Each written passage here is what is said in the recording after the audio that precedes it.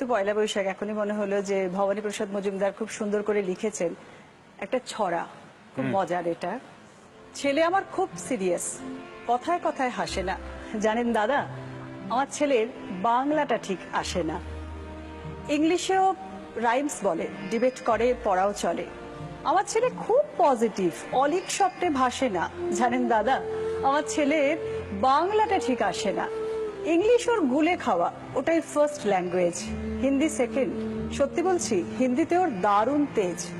কি লাভ বলুন বাংলা পড়ে, বিমান ছেড়ে ঠেলায় চড়ে।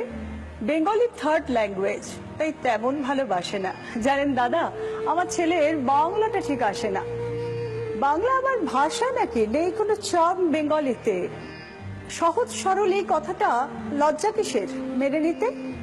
English very nice, Hindi sweet scientific, Bengali is glamourless, or place এর পাশে নয়। জানেন দাদা, আমার ছেলের বাংলাটা ঠিক আসে না। বাংলা যেন কেমন কেমন, খুব দুর্বল প্যান প্যানে, শুনলে বেশি গা জ্বলে যায়, একঘেয়ে আর ঘ্যান ঘ্যানে। কিসের গরব, কিসের আশা, আর চলে না বাংলা ভাষা। কবে যেন হয় বেঙ্গলি ডে, ফেব্রুয়ারি মাসে না।